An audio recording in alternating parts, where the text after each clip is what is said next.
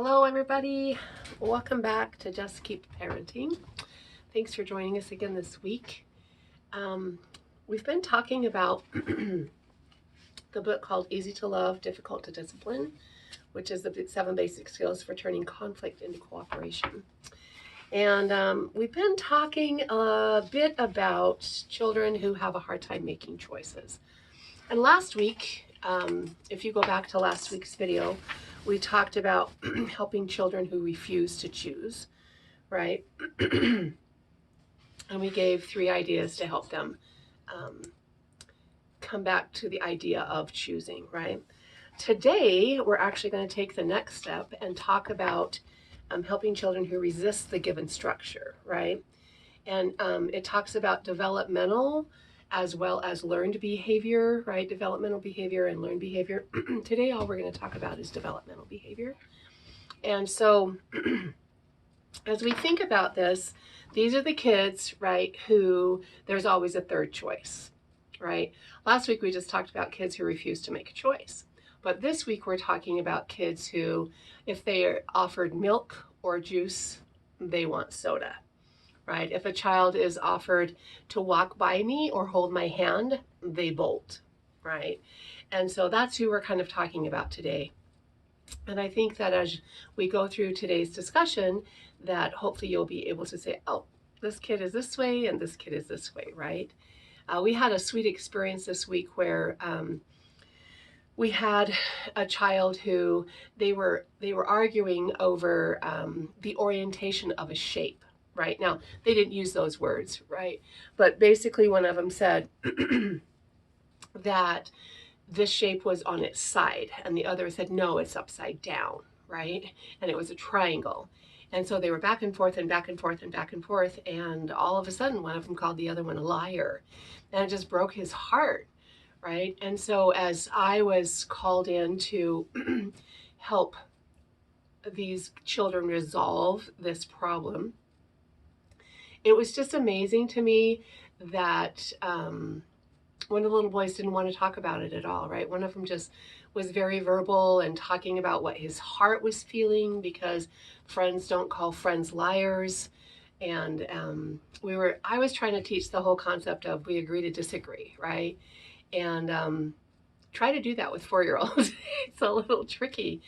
But what it came down to was sometimes we see things differently.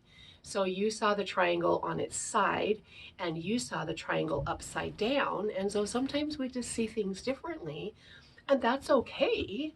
It doesn't mean that I'm lying though.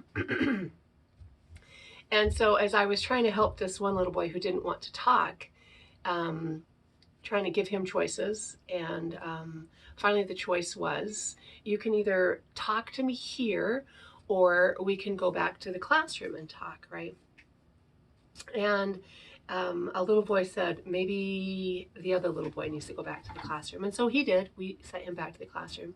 And then this other little boy just started chatting up a storm, right? And I was just grateful for that, that power of empathy that we talk about, right? When we put ourselves in their shoes, so to speak. And this was the little boy who called the other little boy the liar, and he didn't really want to talk about that, right? Sometimes they're in their brainstem, and we have to set the environment up so that we can have that conversation.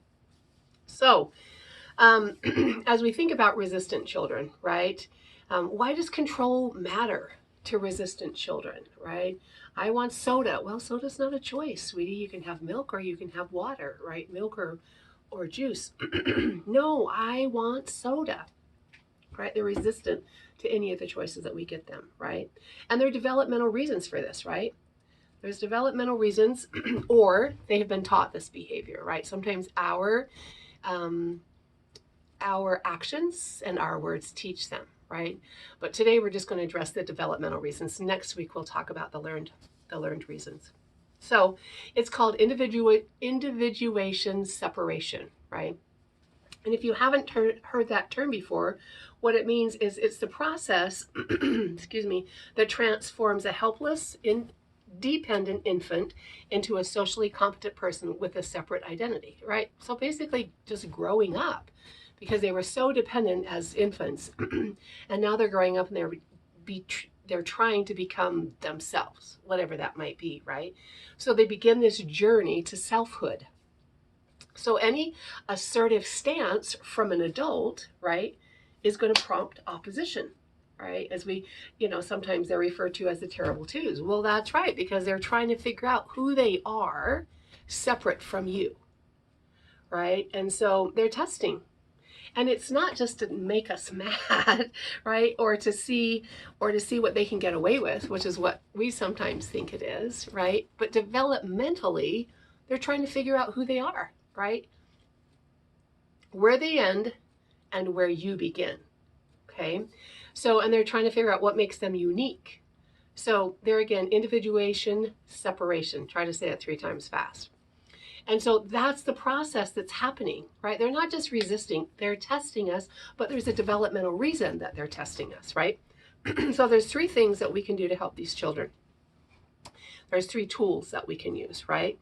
The first one is just to realize that if we allow ourselves to be dragged into a power struggle, right, we've allowed ourselves to shift our focus from love to fear. And we talk about that in some past videos.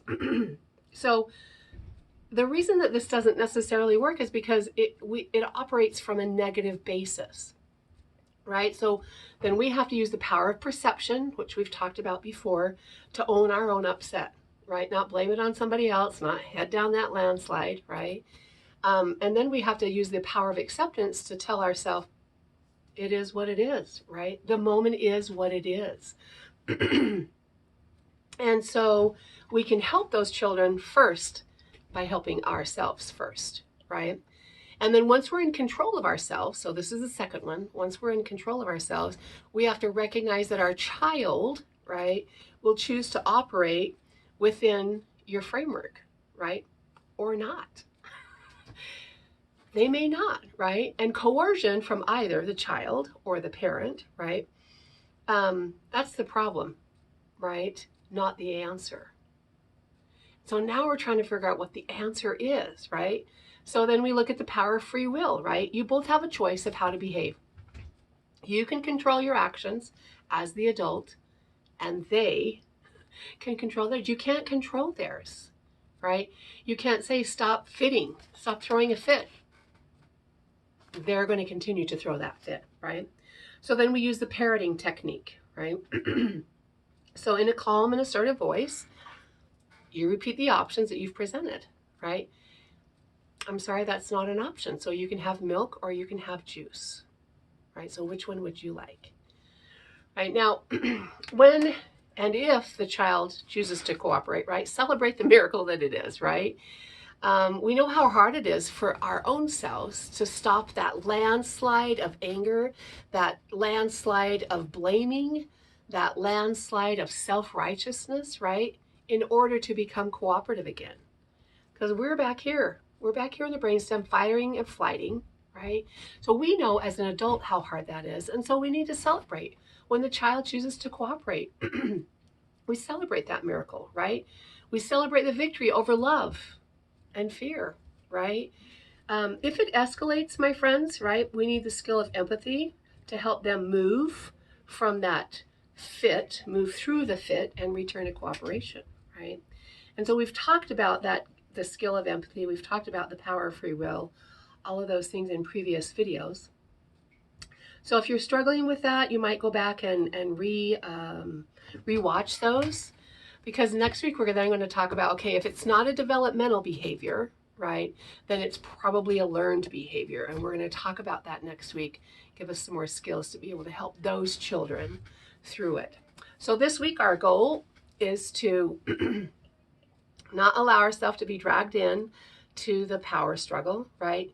Once we're in control of our own self, right, then we can only control how we're behaving, not how they're behaving. And the third one is then to use the parroting technique to repeat in a calm, assertive voice, right? Not a yelling voice, not a I'm going to do this voice, right? But a calm and assertive voice, right? So that we're giving them that gift of this is what your choices are, right? And we're not giving in. Well, okay, you can have some soda, right? No, because that's what we're going to talk about next week, right? So good luck. Thanks for joining in. And if you'd like to share it with somebody else, share it with somebody else. Have a great weekend, everybody.